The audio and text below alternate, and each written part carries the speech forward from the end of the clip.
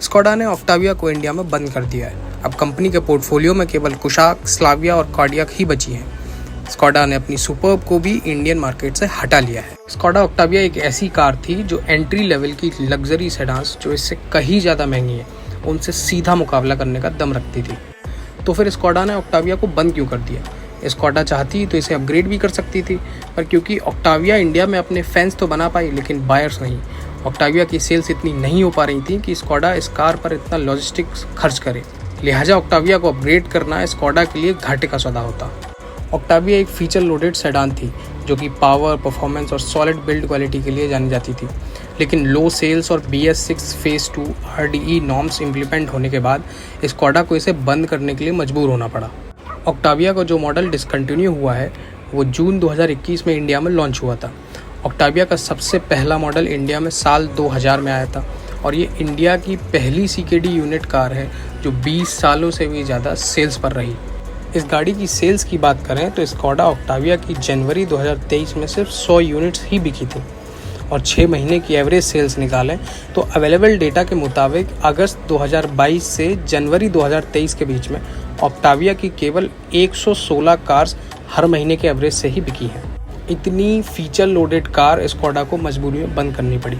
हालांकि स्कोडा ने ये कहा है कि ऑक्टाविया बंद तो हुई है लेकिन जो इसके करंट बायर्स हैं उन पर इस डिसकंटिन्यूएशन का कोई फ़र्क नहीं पड़ेगा और ऑक्टाविया के सारे पार्ट्स की सप्लाई एज इट इज़ होती रहेगी।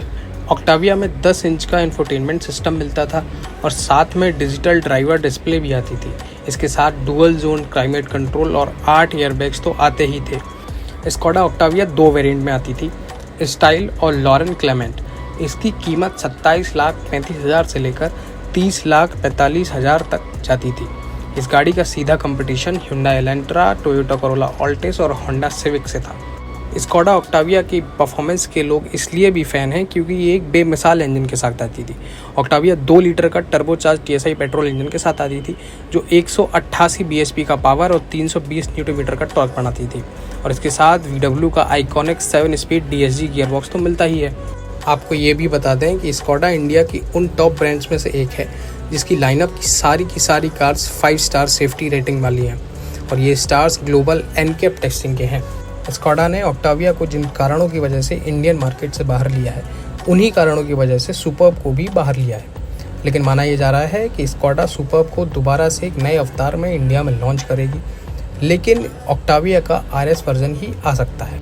ऑक्टाविया के जो भी फैंस हैं उन्हें इस डिसकंटिन्यूएशन से बड़ा झटका लगा है, लेकिन माना यह भी जा रहा है कि आने वाले टाइम में स्कोडा ऑक्टाविया का RS वर्जन जरूर आएगा।